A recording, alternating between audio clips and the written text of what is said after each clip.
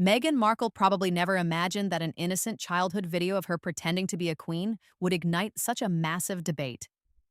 What should have been a sweet, nostalgic clip for people to smile at instead became evidence under a magnifying glass, sparking renewed whispers about one of the longest-running rumors, Meghan's real age. And it was Megyn Kelly, sharp-tongued and unapologetic, who reignited the fire, sending social media into overdrive. On paper, Meghan was born in 1981, which would place her in her early to mid-40s today. A perfect number, a convenient milestone for the image of a modern duchess. Mature enough to inspire respect, yet youthful enough to remain a cultural icon. But the problem is a trail of evidence exists, like mismatched puzzle pieces refusing to align with the story Meghan has so carefully constructed.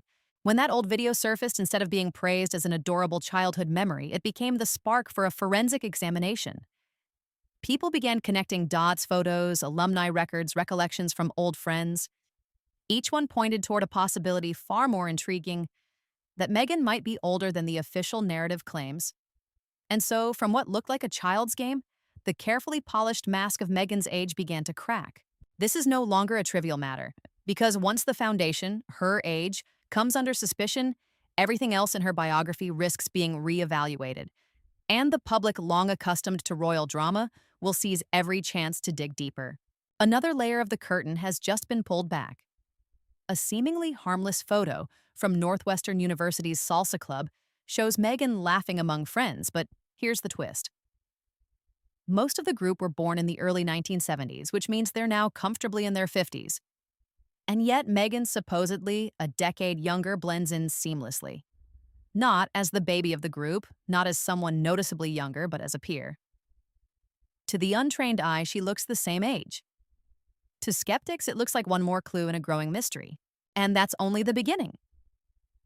Alumni lists mysteriously omit her from certain years, yearbook entries don't align, and her supposed graduation and work timelines overlap in ways that make even the most forgiving biographer raise an eyebrow.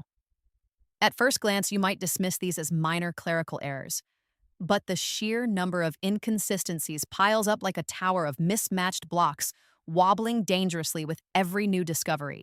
In Hollywood, age is practically a state secret. Botox and PR spin keep careers alive. But Meghan seems to have gone one step further, transforming her age into what feels like a royal state secret.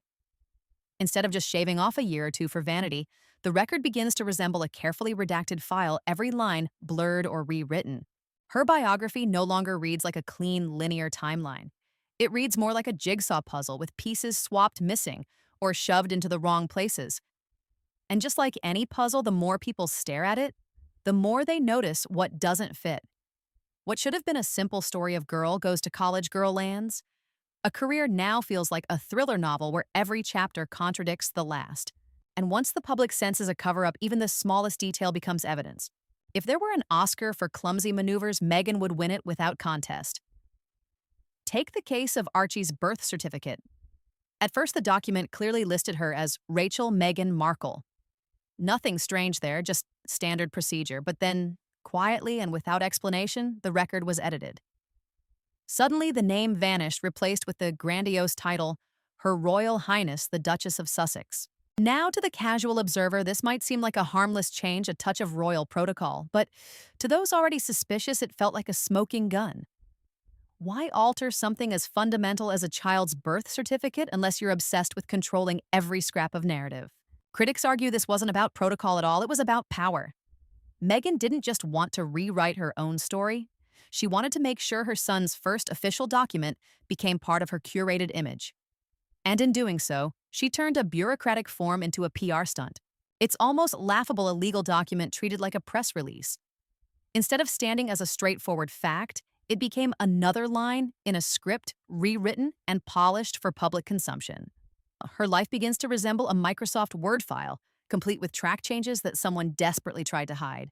And the question echoes louder: if something as official as a birth certificate can be adjusted, then what else has been rewritten? The tension is so thick you could cut it with a knife. Meghan's strategy when confronted with these swirling questions has often been silence. Or worse, vague, rehearsed responses that sound more like lines from a script than genuine answers. Take her famous interview with Oprah. Many expected raw honesty, but what they saw felt overly polished, as if every word had been practiced in front of a mirror. And silence, of course, rarely kills suspicion, it feeds it.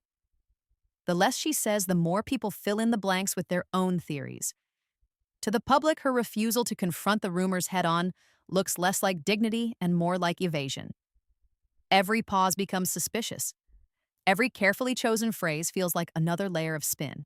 It's the classic paradox: the more you try to control the narrative, the more obvious the control becomes. Instead of quelling the speculation, Meghan's avoidance has poured fuel onto the fire. The public, already primed for drama, now waits with bated breath for the next crack to appear. And just like a balloon stretched too thin, each dodge and deflection only adds more pressure. Everyone knows it's only a matter of time before it pops. A media bomb has officially gone off. Meghan has built her brand on being authentic, vulnerable, and unfiltered, the woman who tells her truth no matter the cost. But what happens when the foundation of that truth begins to crumble? If her age and biography, the very roots of her identity, are exposed as questionable, the entire structure collapses like a glass castle struck by a single stone. Because this isn't just about a number on a birth certificate. It's about trust. If the public begins to suspect that her entire life story has been edited, polished, and rewritten, then the image of victim of media lies flips on its head. Instead, she risks becoming the very thing she claimed to fight against: the manipulator, the director of her own PR soap opera. The danger is that once suspicion takes hold, it spreads like wildfire. Today, it's her age. Tomorrow, it could be her career milestones, her early struggles, even the romantic narrative of ordinary actress meets prince. When doubt is seated, every detail becomes suspect. And so the irony sharpens. Meghan set out to present herself as the wrong duchess, misrepresented and maligned by a ruthless press.